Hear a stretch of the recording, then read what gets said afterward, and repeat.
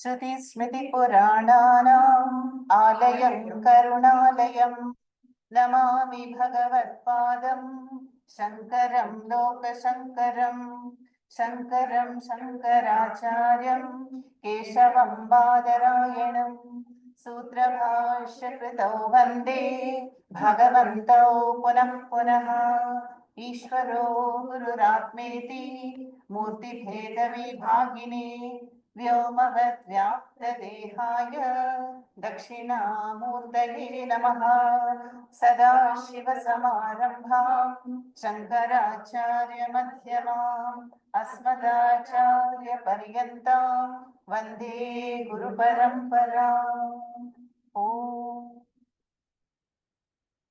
पार्थाय प्रतिबोधितां भगवता नारायणेन स्वयं व्यासेन ग्रथितां पुराणमुनिना मध्ये महाभारतम् अद्वैतामृतवर्षिणीं भगवतीम् अष्टादशाध्यायिनीम् अम्ब त्वामनुसन्दधामि भगवद्गीते भवद्वेषिणी।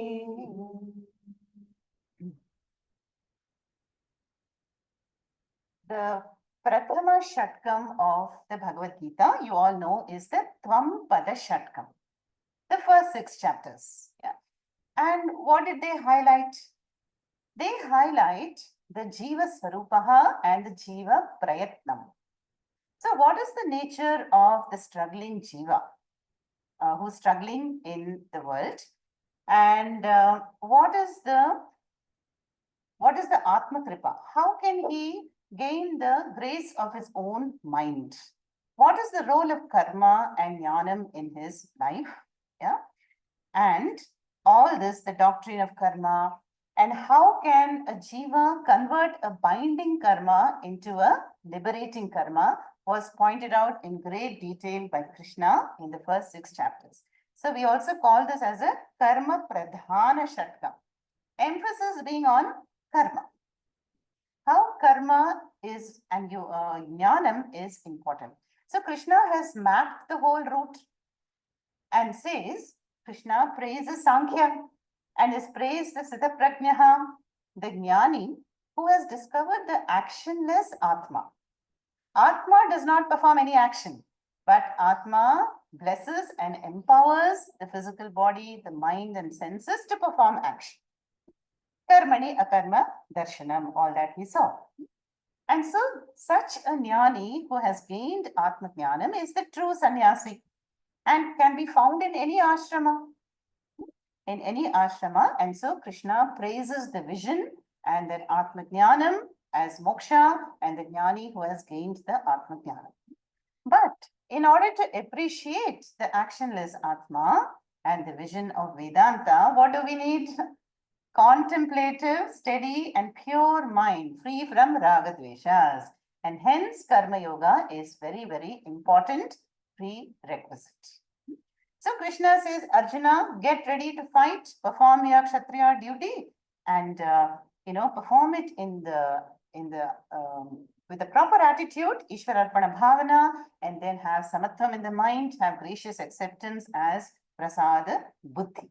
And you will also master the actions in such a way that you will gain a contemplative mind and eventually at some point you will gain the vision of the actionless Atma. All this was covered. Now, you see how Karma Yoga is very, very necessary for gaining a contemplative mind. And the last chapter, 6, we saw all the details of meditation. And unless we have performed Karma Yoga, we have that mindset, we cannot sit down even to hope to meditate for 5 minutes. So all that was over with the first Shakta. Now, the chapter that we are entering today, chapter 7, is called Jnana Vijnana Yoga chapter. And this is the beginning of the middle Shatkam of the Bhagavad Gita, which is Bhakti Pradhana. which is called Tat Pada Pradhana Shatkam. Tat stands for Ishvara. So this middle 6 chapters from 7 to 12 are going to highlight Ishvara Swarupaha, the role of Ishvara in one's life. What is Ishvara Kripa and Anugraha? What is the, how can we tap into that Ishvara? And how can we develop the bhakti towards Ishvara? What are the stages of bhakti? All that is pointed out in this middle shatkam. Now, who is Ishvara? Where is Ishvara? What is the nature of Ishvara? So people have all kinds of notions about Ishvara. Is Ishvara sitting in some loka? No. The loka is also conditioned in time and space and watching over all of us. Yeah. So all these notions are there. So we would have wondered at some point in life, looking at the vast, meaningful, purposeful creation, how intelligently designed it is, the whole Srishti, is it not? If we breathe oxygen through our nostrils, then the fish is breathing through the gills and the plant life through the leaves, perhaps, no? So how the nature is providing sustenance and nourishment to the 84 lakhs of species in the entire creation. Then who has created the billions of suns and stars and planets and lokas and jivas and their roles and functions and karmas? Yeah. And then providing nourishment for all of them. And it appears as though nature is following a boss. There is somebody in command. It is obeying. How the day and night are following consecutively, cycle of seasons are happening. And who has created the laws? Law of gravity, law of karma, electromagnetic radiation, the planetary orbits, and making everything move, in a cyclic manner eternally. Who is that creator? And so the Upanishads talk about the order of Ishvaraha, and the one who is the Nimitta Karanam. Now, Nimitta Karanam means the intelligent creator. So such an intelligently designed universe presupposes an intelligent creator, Nimitta Karanam. And Ishvara is not only the Nimitta Karanam, but also Upadana Karanam. Now, these are two technical words in Vedanta. Nimitta Karanam means intelligent or efficient cause. Upadana Karanam is the material cause. You take a table, wooden table. So for this karyam called table, you need a carpenter who is going to design the shape. That is the Nimitta Karanam. Then you need the wood, the material. That is Upadana Karanam. So for this Jagat Karyam, who is the intelligent cause and what is the material? Both is Ishvara. So the definition given in the Upanishads is that Ishvara is Abhinna Nimitta Upadana Karanam. Yeah, the intelligent cause and the material cause. Okay, and also the Upanishads define Ishvara as Srishti Sthiti Laya Karanam.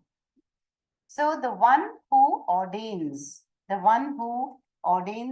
Srishti manifestation and the sustenance and the resolution back into oneself. So now this middle shatkam is all about this Ishvara. So we can appreciate that Ishvara is not one more person like us, yeah, sitting in some loka and governing the entire Srishti. It is the principle. But what have we done? We have given names and forms to all the cosmic functions. Brahmadev is Chaturmukha, yeah, and responsible for creation. Then Mahavishnu for sustenance and Rudra for dissolution. So, but the Upanishads call Ishvara as Srishti Sthiti Laya Karanam. That is the thing. There is no problem in giving a name and form if we want to relate. I can always relate to something, pray to an Ishvara, who has a name and a form. How can we pray to somebody who is nameless, formless, faceless, timeless? So that Krishna is going to point out here that you are worshipping my lower nature. No, you're worshipping the Saguna Brahma with attributes. The one who is endowed with a name and a form, which is easier to pray to and meditate upon. That is what is Upasana is all about. But I have a higher Swarupa, no? And that Swarupa is your Swarupa too. Yeah, I indwell all the hearts of all the beings, and that is my Para Prakriti. So this chapter 7, very profound chapter of 30 verses, begins with describing the glory of Ishvaraha, the knowledge of Ishvaraha, and Krishna talks about it in the very first verse as Jnanam. The second verse, Krishna says, Jnanam teham savijnanam idam vakshyamya sheshataha yajnatva neha bhuyonyat jnatavyam avashishyate. Arjuna, I am going to tell you what is Jnanam. So Jnanam here is defined as that knowledge of Ishvara with attributes. Yeah, Saguna Brahma. Saguna Brahma, the one that we pray to. That would be our Ishtadevata, no? Ishtadevata, and also embodied. Only the one with more power, yeah, and more knowledge, more skill, in fact, infinite. That is the Bhagavan. And knowledge of such an Ishvara is Jnanam. But then Krishna says, Savijnanam api vakshyami. I will tell you Vijnanam also. So these two words are important. If Jnanam is the knowledge of the lesser Prakriti of Ishvara, Vijnanam is the knowledge of the higher Prakriti of Ishvara. Yeah? And that is also my own nature. That is the nature of pure consciousness and which is unmanifest, timeless. So Jnanam te aham savijnanam idam vakshyami. Then Krishna says, Yat jnatva jnatavyam na avashishyate. There is nothing more left to be known once you gain this knowledge of both. Okay. But then in the third verse, what does Krishna say? Manushyanam sahasreshu kaschit yatati siddhaye yatatam api siddhanam kaschin mam veti tattvataha. That this pursuit of knowledge is so very rare. One in thousands will want to pursue the knowledge of Ishvara. And even amongst the thousands striving, one mumukshu is going to know me. Veti tattvataha. Know me in reality. That tattvataha is important. That means know me as the being, the supreme being. Now, if the question is asked, why is it so rare, this pursuit? Then it is said, because everybody is busy pursuing dharma, artha, and kama. So initially, we all pursue the pursuits of security and wealth. Now, all of us, without exception. And then dharma pursuits. The dharma pursuit is the pursuit of punyam. Why do we all go on yatras and we go to temples, yeah, and we perform pujas and rituals? But if you ask people, would you like to do that or come to Crest for Shravanam? And that offline class, very few people will come because it is more difficult. It involves effort. But when you do a ritual, there is punyam there. You will get the punyam of the ritual, which will translate into a favorable situation. So why do people not come to the jnana pursuit is they want quick results, yeah, artha, kama and dharma. Dharma is a good pursuit in punyam, but for a mumukshu, one has to come to the moksha purushartha. That is why it is called parama purushartha. And it is rare also because I need the eligibility for it. Sadhana chatushtayam. Unless I have viveka and vairagyam, I am not going to pursue the knowledge of Ishvara. And without that knowledge, moksha is not possible. So for all these reasons, I need a guru, proper guru who will unfold the Shastras. So Krishna says that this is a rare pursuit. And people who are seeking moksha are definitely in the minority. Yeah, perhaps definitely in Kali Yuga. And so this chapter is Jnanam and Vijnanam is going to explain. So Jnanam, I told you, is the Saguna Brahma version, the lesser Swarupa of Ishvara, Dvaita Swarupa. Whereas Vijnanam is the higher nature of God, which is also called Nirguna Param Brahma. Now, obviously, to understand the Nirguna Para Brahma, I need a very steady contemplative mind. And so we all come to Saguna Brahma Jnanam first, Saguna Upasana, Saguna Bhakti, and that's a stage of devotion.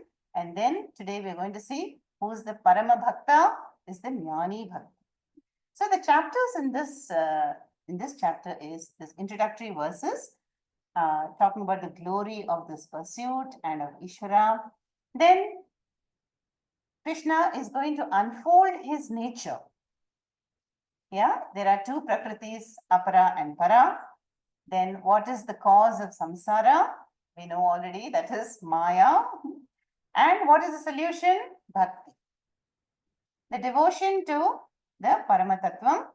And then in the end, Krishna is going to point out, the Sakama Bhakti will only give us finite ends, whereas Nishkama Bhakti will give the infinite result, fullness.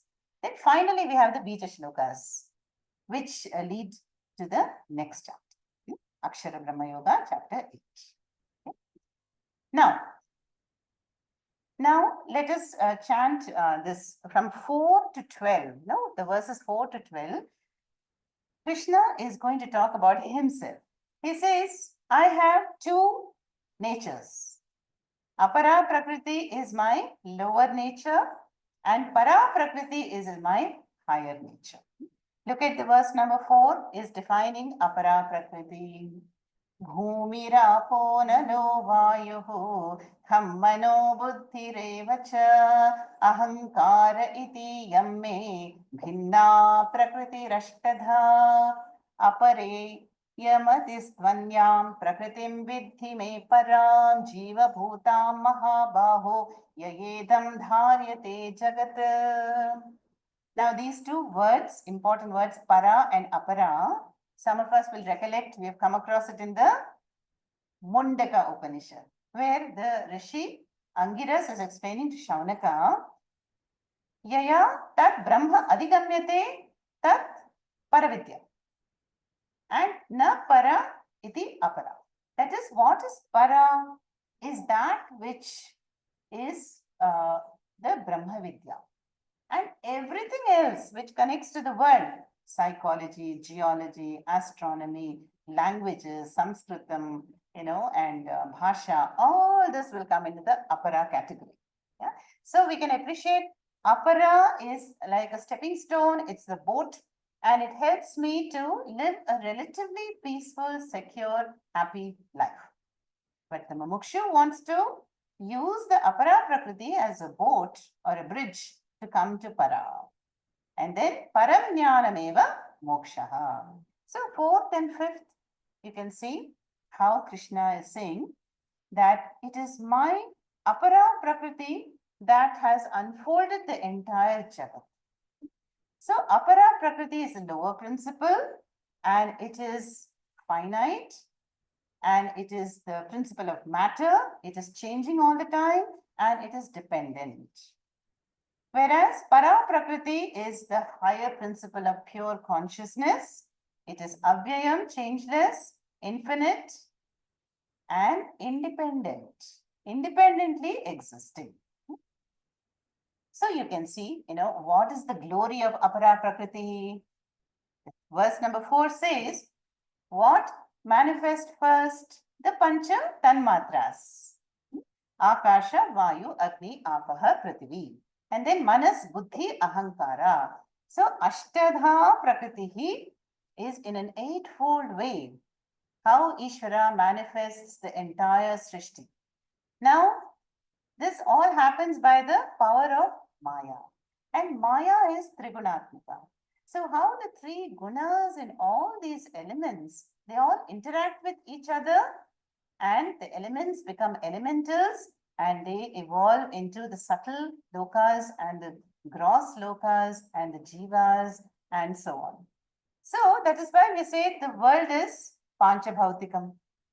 Because the basic fundamental units is Pancha Tanmatras. And our body is also Panchabhautikam. 5 organs of knowledge, 5 organs of action, 5 pranas, Pancha, everything. This is the glory of Apara.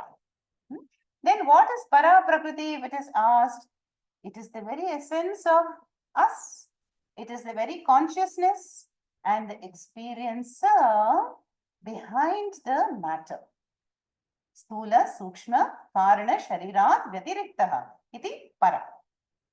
That is the invisible one which blesses the matter principle.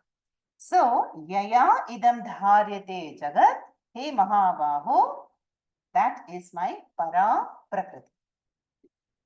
So, in just 2 verses, Krishna has, talked about Apara and Para. So, Krishna is talking here about how whatever we experience in the world, whatever is visible and manifest, be it the most distant galaxy not available for the naked eye, but through a telescope, that is also Apara, the glory of Apara. And the tiny ant or the invisible amoeba, that is also the glory of Apara. Prakriti has unfolded all this. Whereas what is Para? Krishna says, Para is, I am the essence of the entire creation. I am the essence of the entire creation. So, in short, Para and Apara is to be understood as whatever we experience. Drishyam is Apara. And who is observing, who is watching, the invisible observer is Para. So now we can appreciate that this Para, Apara is in our own body. Whatever I experience through the bodies, through the minds is Apara. Yeah. But who am I? The answer is Para. Then Krishna says that in 7th shloka, very important, Matta parataram nanyat kinchidasti dhananjaya mai sarvamidam protam sutre manigana iva. O Arjuna, Mattaha parataram na anyat asti. I am the essence of the entire creation. Whatever you see in the world is a modification of my Maya. That is the glory of my Apara Prakriti. And there's a beautiful analogy there. Protam Sutre Maniganaha Iva. Now, if you take a mala, like my Rudraksha mala, you can have many beads of different colors and shapes and sizes, but all strung on one string. So Krishna says, I am the string. And all the vast creation, the multiple diverse entities are all like beads on that string, the common string. Yeah. Now, this means that just like you have golden ornaments, no? So what is the essence of all the bangles and the necklace and the anklets and the earrings? Gold. So the one gold is the essence of all the ornaments. The one water is the essence of all the waves. Yeah. That is what Krishna says in the 7th shloka. Mai sarvam idam protam sutre maniganaha iva. But look at the power of my Maya, Trigunatmika Maya, that has brought about this entire Panchabhautikam Jagat. And so Maya makes everything possible. Then we see from 8 to 12, Krishna is, giving a few instances, no? So the question is asked, where is Ishvara? Is Ishvara our Father in heaven? Is Ishvara in Vaikuntha or Kailasa? No, the answer is, where is Ishvara not? Whatever you see in the creation, Ishvara is behind that. No? That is the glory of the apara prakriti of Ishvara. And the essence of that mosquito or the ant or the tree is para. Then from 8, Krishna says, Raso hamapsu kaunteya prabhasmi shashi surya yoho, and so on. I am the rasa in water, taste. I am the radiance in the sun and the moon. I am pranavaha, om, in all the Vedas. I am the power of sound. I am the gandhaha. I am the scent emanating from the earth. I am the tejas. I am the austerity in the tapasvis. I am life itself and vitality. Jivanam sarvabhuteshu. I am the causal seed. Bijamma sarvabhutanam. Hey Partha, I am your buddhi. Yeah, I am the Ichha Shakti, Jnana Shakti, Kriya Shakti. Nothing can move without my consent. And then the famous 11th verse. Balam balavatam chaham kamaraga vivarchitam dharma viruddha bhuteshu kamosmi bharatarshabha. Then finally Krishna says, hey Bharatarshabha, I am Kamaha. Remember in the chapter 3 how Krishna heavily comes down upon Kama. Kama esha krodha esha rajoguna samutvaha mahashano mahapapma vidhyena miha vairinam. It's the Mahavairi and enemy. But here Krishna says, understand the desire as my glory. It's a privilege if one can handle the desire properly. If I channelize it to a higher pursuit, sattvic pursuit for loka sangraham or moksha jnanam, definitely Kama is a glory. And so that is what Krishna says, but it should be a desire which is dharma aviruddha, unopposed to dharma. It should be sattvic and dharma. Then the 12th shloka, Krishna says that the vast net of Maya is spread all over the world. So there are, there is sattvic content, rajasic content and tamasic content. But all of them are mattah eva iti. Echaiva sattvika bhavaha, that shloka number 12, says all of them are from me. That means from my apara prakriti shakti. So all the minds, whether they are sattvic, rajasic or tamas, Krishna says they're all, proceeding from me. Then look at the last quarter. Natvaham teshu te mai. Krishna says, very cryptic quarter there. Natu aham teshu te mai.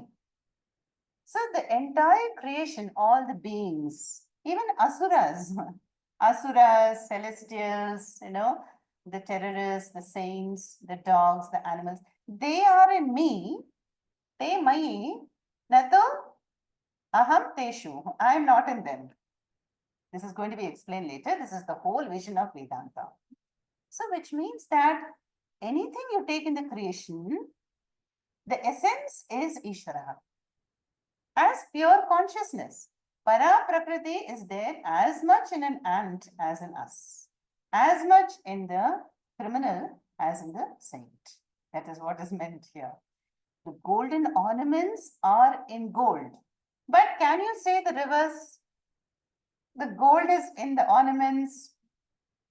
In a way, you cannot say because gold is gold. Gold can exist independently. It does not have to be formed into ornaments. Whereas all the ornaments, they have to be dependent on gold. Without gold, you cannot have a golden bangle or a necklace.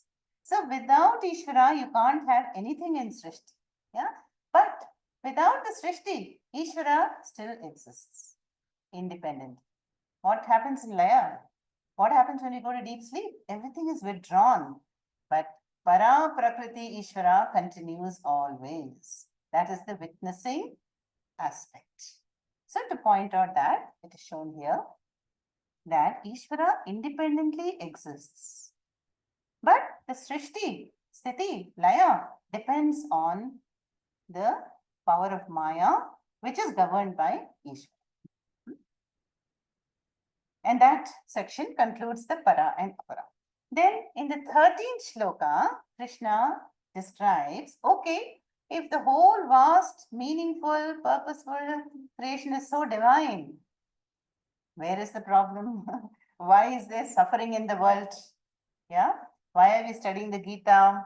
That is the 13th shloka, where Krishna says, Tribhir gunamayahi bhavaihi ebihi sarvamidam jagat mohitam na abhijanati mam ebhyaha param avyayam. But sadly, everybody, this jagat is caught up in what? Apara prakritihi. Yeah. They are caught in my Maya net. Yeah, the Maya. And so we know, the role of Maya. The Maya, we have seen in Triktrishya also, how it has these two powers, no? Avarana. Avarana is the veiling power. It's called Avidya Maya. And Vikshepa is a projecting power. So we see that the power of Maya conceals the Ishwaratvam from us. And then it projects, I would like to pursue this goal. Yeah, finite goals in the world. And so it conceals, there is Atma Ajnanam due to Avaranam. And because I do not know the truth of Ishvara, the pure consciousness, my mind projects desires, and I'm caught up in the net of Maya. So the world of Apara Prakriti appears fascinating, tempting. That's why it's called Maya Bazaar.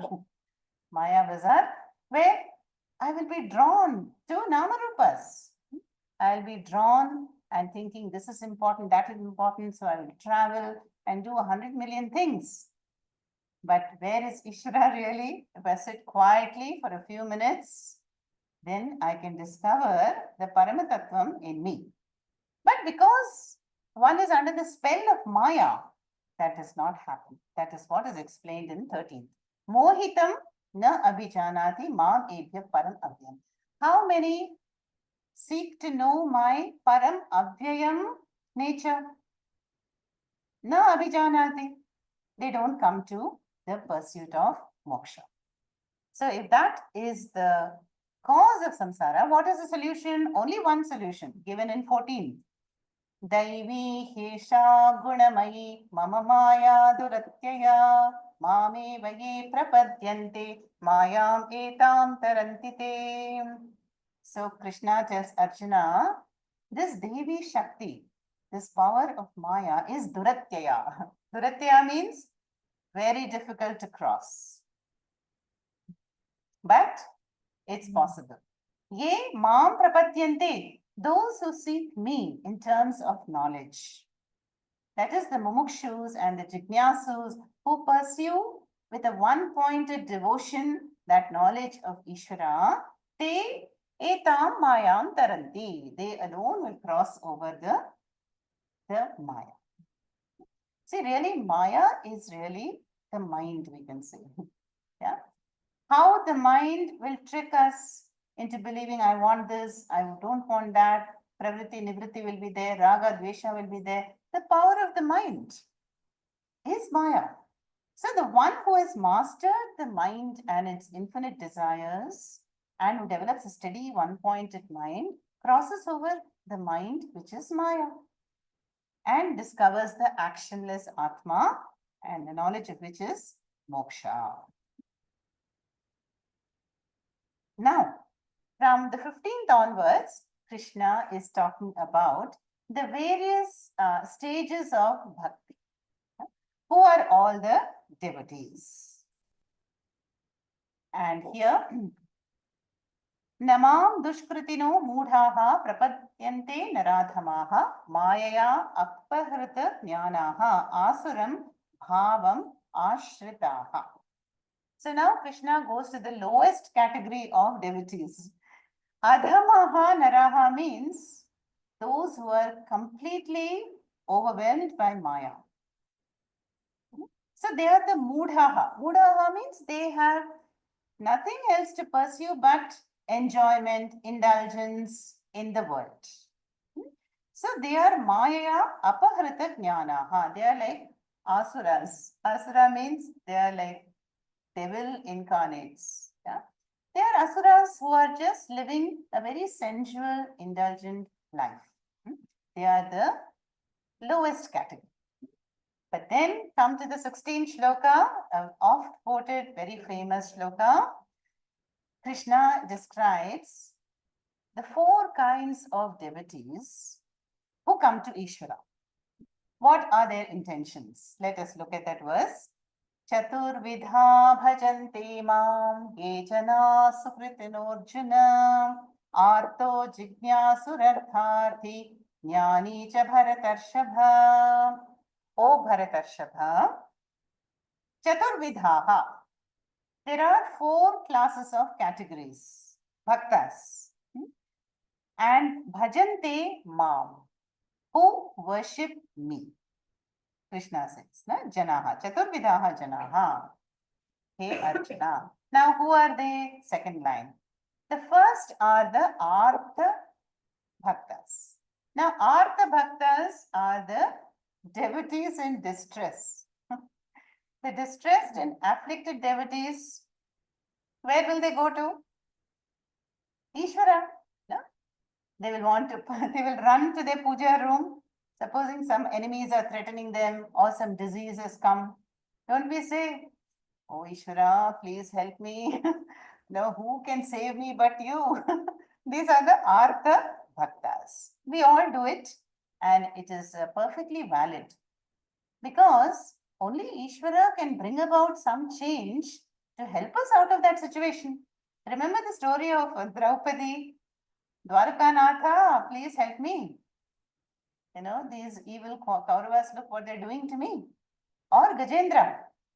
And how Bhagavan rushes on the Garuda to say, these are the Artha Bhaktas, yeah, who seek the intervention of the divine. Second category is Artharthi. Artharthi means the seeker of Artha. Yeah? So here, this is a commercial bhakti. Yeah, business bhaktas. So here, the devotee is very intelligent. He says, you know, if I enter into a contract with Ishvara, if I donate 1% and I have this prayer, then Ishvara will bless me with more. So there are people who will donate in Tirupati 1 crore and they want in return 100 crores. If Ishvara means me, I will give her this. Yes. Yeah. So there is like a contract with Ishvara. That is, Ishvara becomes your business partner. No, Ishvara, you bless me and in return, I will give you 1%. Have we not done this ourselves? If I pass that examination, I will get that interview or that slot, you know, then I will do 108 pradakshinas or I will break 1000 coconuts. You know, this happens, may still happen. But you know, Krishna says, you are blessed because you did not go and rob a bank, you know, or you did not resort to adharma to achieve your goals. You came to me, Krishna. So Krishna says, I will bless them because they have acknowledged that there is a higher power and that itself is great enough. How compassionate the Lord is, see? But these are the artharthis. No? So these Artha Bhaktas and Artharthi Bhaktas, they are called Manda Bhaktas. Manda Bhaktas, why? Because, see, every time we want some relief and some remedy, and we want improvement in the business, you know, dealings, or this, every time are we going to run to Ishvara and perform this puja, that puja? So, this parihara, that parihara. So, at some point, we have to understand what? I am the problem, I am the solution. So, then comes the third category. Now, it seems the example for Artharthi Bhakta is also Sugriva in the Ramayana. Sugriva was deprived of his kingdom, you know, and how he, you know, comes to Sri Rama and, you know, suffers and says, please help me, you know, get back my kingdom. So that is an example often quoted for Arthati Bhakta. But when the mind matures, then what happens? One examines. I have achieved so much in life by the grace of Bhagavan. I have home, property, good family, wealth, status, fame, name, and still they're all finite. Pariksha Lokam. Then one becomes a Jignasu Bhakta, the third Bhakta. Okay. that is mentioned here. Jignasu Bhaktas are like a Nachiketa, yeah, or Uddhava of the Srimad Bhagavatam. And they are not tempted by this apara prakriti of the Maya, but they want to know the truth. They are on a quest. So I want nothing less than the Paramatattvam. That alone will satisfy me. So these are the Jignasu Bhakta, which are often called Madhyama Bhaktas. Na? And these very Jignasus are going to become Jnanis. That's the fourth category. The Jnani Bhakta. So let us, and the Jnani Bhaktas are the Uttama Bhaktas. So these are the four categories Krishna explains, and all of them surrender to Ishvara because there is a need. One is distressed, one is seeking wealth, and one is seeking knowledge, the truth, and the one who's not seeking anymore because he has reached the goal. That is the fulfilled bhakta. And examples of the fulfilled bhaktas are Meera. No, Meera being a princess, she gave up everything. I want only Krishna. And Hanumanji. Hanumanji, total devotion to Sri Rama is a fulfilled bhakta. He says the power of Ramanama can do anything for me. I don't need anything else. So here, the Artha Bhaktas are the crisis Bhaktas, distressed. Artharthi wants Sukham. Jignasus, who are the Jignasus? Right now, all of us. So we are belonging to the third category. Yeah, we are neither Manda, maybe not Uttama, but on the way, work in progress, right? So Jignasus. And then finally, the Jnani Bhakta. Then Krishna says beautifully in the 18th shloka, Udara sarva evaite jnani tvatmaiva me matam astita sahi yuktatma mamevanuttamang gatim. All these devotees, yeah, they are very fortunate and they're all mama priyaha. They're all dear to me. Udaraha means they're all fortunate, they're all blessed because they are acknowledging the grace of Ishvaraha. And they have come to me for help. So I have to help them. And so Krishna, but says, of all the four categories, who is dearest to Ishvara? Jnani. Because the Jnani has discovered Ishvara in his or her own heart. No? Tesham Jnani Nitya Yuktaha. The Jnani is ever united with Ishvara and who is enjoying the Parama Bhakti Rasa. He is a or she is a Nitya Yuktaha, Eka Bhakti. And that is Vishishyate, is very special. Why? Because the Jnani does not demand, Krishna, I have worshipped you for 20 years. This is all you could give me. No, he's fulfilled and content. And he sees for him, even the body is such a luxurious gift of Ishvara. So, where is there room for any complaint? Ishvara, you're everywhere. You're in my heart, you're outside, and I am fulfilled. So, that can come only through knowledge of Para Prakriti. And that is the ultimate glory of Ishvara. And now look at the 19th shloka. Krishna praises this Parama Jnani Bhakta and says, Bahunam Janmanam Ante Jnanavan Mam Prapadyate Vasudeva Sarvamiti Samahatma Sudurlabha. This Jnani Bhakta, who has crossed so many janmas, and in every janma he has perfected karma, perfected upasana, the prayer, and ultimately has become this fulfilled bhakta in the last janma. Like a Ramana Maharishi, like a Ramakrishna, Paramahamsa, like a Janaka. And what is their visions? Vasudeva Sarvam Iti. All that is here is Vasudeva. Sarvam Khalvidam Brahma. It is the Paramatattvam. And such a Mahatma is indeed Durlabha, is very rare to find. So, that shloka number 19 ends the There are four categories of devotees, and where Krishna says the jnani is the dearest to me. Because he has discovered this Svarupananda. He doesn't want this or that from me, although I'm ready to give. Yeah, but he wants me, Ishvara himself. So, the one who has such a mature mind and vision, this jnani is my dearest devotee. And later on, we're going to see, Krishna gives out a promise and says, for such devotees, I will take care of their yoga and kshema. You remember the story of Adi Shankaracharya? One devotee came and asked for his kapola, his, yeah, Kapalika came and said, Shankaracharya, you are a sannyasi, can I have your head? Then Shankaracharya says, okay, let's meet at midnight. So they go on top of a hill at midnight, and Shankaracharya is, of course, never identified with the Anatma body and is prepared. He says, if I can be of any use to anybody, so be it, tathastu.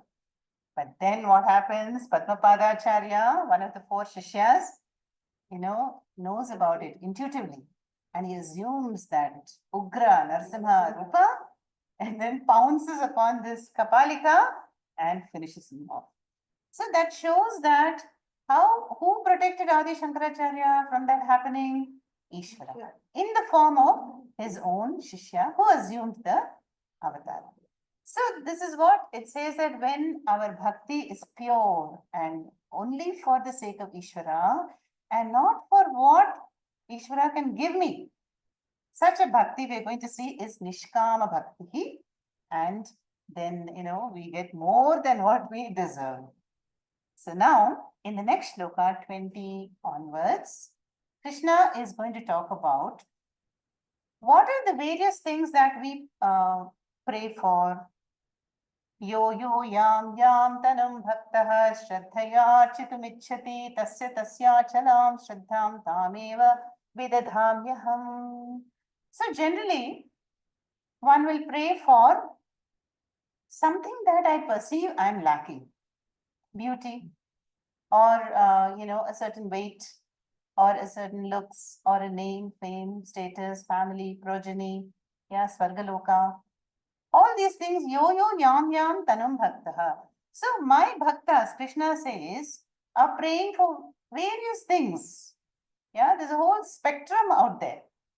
Some are praying to Ganesha for knowledge, and our Tarband Hanumanji here locally, when exam time is there, all the students will rush with their hall tickets and then have it blessed by the pujari. Then we have a visa Bhagavan here. Balaji, Chilkur Balaji. Now visas are getting more tough, so they will make more visits to Chilkur Balaji, especially to US, thanks to Trump. So like that, it seems Sanatana Dharma has so many devatas and devis to bless. If you want help, go to Dhanvantari. Yeah, knowledge and success, Ganesha. Shakti, Devi. Yeah, and all these various things. So that is what Krishna says here. But look at the Shraddha of the devotees. With Shraddha, they perform the puja, their desiring ends, they're coming to me, praying that they get it. And what will I do? Tasya achalam shraddham tam eva vidadhamyaham. I will reinforce their Shraddha. I will bless them because they have come to me, even though it is for material prosperity and ends. Because Krishna knows that ultimately that dissatisfaction is going to come to everybody. We are not going to be content with finite ends. So everybody has to become a jignasu and eventually jnani in some birth or the other. But to encourage the devotees, Krishna says, I will strengthen and fortify his Shraddha and make it strong so that he does not, become disillusioned and say there is no Ishvara. It's all hopeless, the world. No, that is what is meant there. So Krishna says in the 22nd shloka, Labhate cha tataha kaman maya eva vihitan hitan. So tan, all those desires, who is fulfilling the desires of my bhaktas? Is it that Subramanya, Devi, Shiva, Krishna, Vishnu, Ganesha? No. Krishna says, Maya Eva, the one supreme cosmic being that has put on so many costumes with various Ishtadevatas, all the prayers reach me and I alone satisfy them. But you think that your Ishtadevata is blessing you. That is why, we have a Krishna Prasad, Devi Prasad. So we will pray to one Ishtadevata very strongly. Why? Because there is an impression from past life, there's a family tradition, and I have a personal inclination. But Krishna says, Sarvadeva Namaskaraha Keshavam Prati Gacchati. Just like all the rivers flow into the one ocean, ocean is the source of all the rivers. So I, the supreme Para Prakritihi, by my Shakti, I manifest Apara, and all the gods and the goddesses and all the pursuits are within the Apara Prakriti. But know me as the supreme being. Then in the 23rd shloka, Krishna says, Antavattu phalam tesham tadbhavatyalpa medhasa. Alpa medhasa means those who have alpa medha shakti, referring to those who settle for finite ends in the world. Anything that is time-bound goals, Krishna says, the phalam, what will be the phalam? Antavat. Antavat means it will have an end. Yeah. Even the visa will expire after 3 months, 6 months, who knows?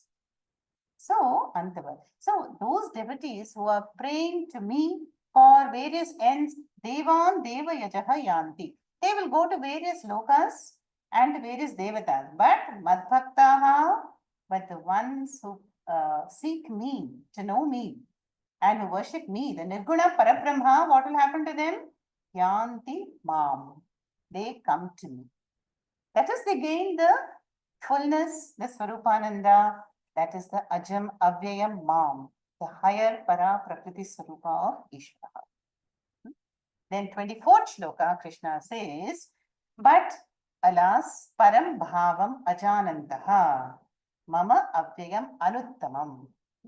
So my higher nature that is available for all, but they do not know that there is such a thing beyond all this, beyond the visible manifest worlds.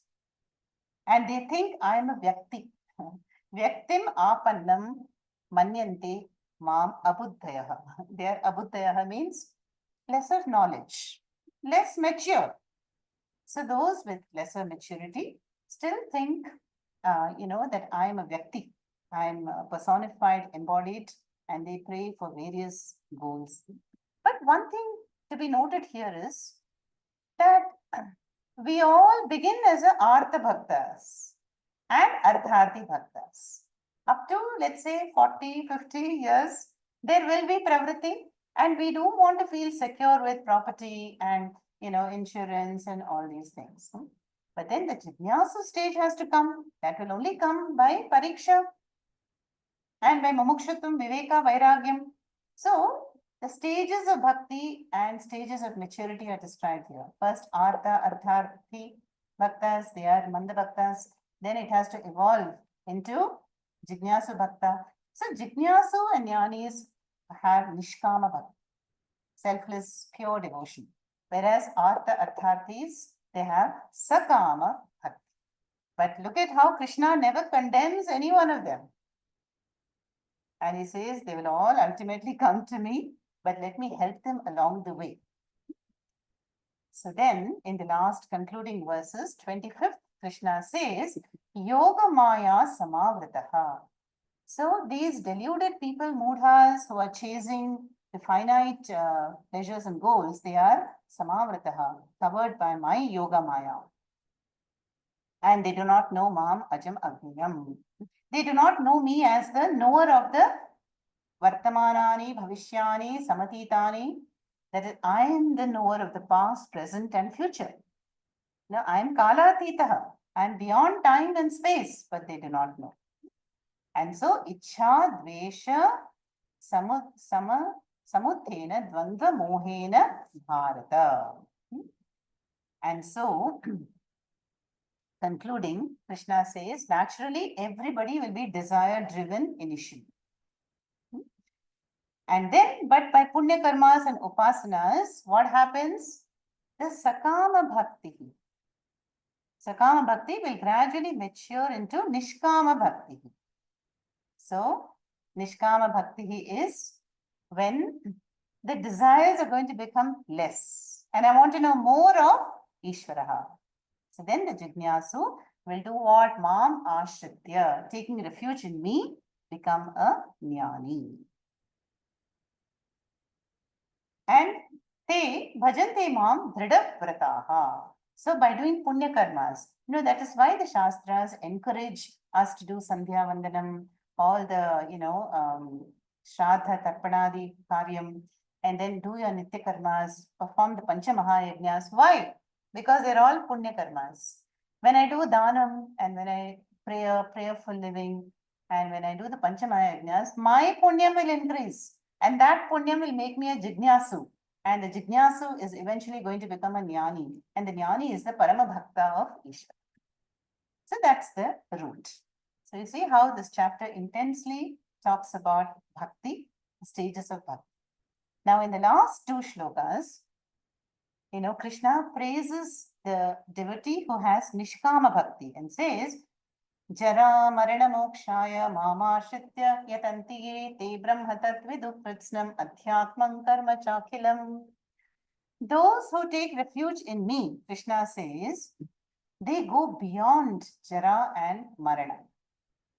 They get freedom from Jara and Marana by knowledge. The knowledge of that which is never born and which can never age, perish, or decay. And so such Nishkama Bhaktas, they know everything about Brahma, about Karma, Adhyatmam, and Adidevam, Adibhutam, Adiyajnam. So look at the 6 terms pointed out in the last 2 verses. And then the last line, Krishna says, Prayana kale api chamam te viduhu yukta chetasaha. So those who have the one-pointed devotion, Nishkama Bhakti towards me, even at Prayana Kala, at the last moment of this life, Antakale, what will happen? Te viduhu. They remember me. Such bhaktas will always remember me and I am never lost. So such bhaktas enjoy not only Jivan Muktihi till the Prarabdha gets over, but after the Antakala, Videha Mukti. So the twofold Jnana Phalam will be there. So thus, this chapter 7 has talked about the glory of Ishvara and the role of Ishvara in our life, how to tap into the Anugraha and how to worship the Ishvara with Bhakti. So, these are the last few shlokas. Let's chant the last line. Om Tat Sat Iti Srimad Bhagavad Gitasu Upanishatsu Brahma Vidyayam Yoga Shastre Shri Krishna Arjuna Samvade Jnana Vijnana Yogo Nama Saptamo Dhyayaha. Now, you see the last 2 shlokas, they have introduced these 6 terms, no? That the wise bhaktas, jnani bhaktas, they know who or what is Brahma, Karma, Adibhutam, Adiyajnam, Adidaivam, Adhyatmam, 6 terms. Now, Arjuna becomes curious. And the next chapter, 8, Akshara Brahma Yoga, begins with Arjuna's question. Krishna, you just talked about all these 6 terms. What are they? Can you explain to them? So the last 2 shlokas of the Jnana Vijnana Yoga chapter 7 are the Bija shlokas. No? The seed-like shlokas which lead us to the next chapter. Om. पूर्णमदः पूर्णमिदं पूर्णात् पूर्णमुदच्यते पूर्णस्य पूर्णमादाय पूर्णमेवावशिष्यते ॐ शान्ति शान्ति शान्तिः हरिः ॐ श्रीगुरुभ्यो नमः हरिः ॐ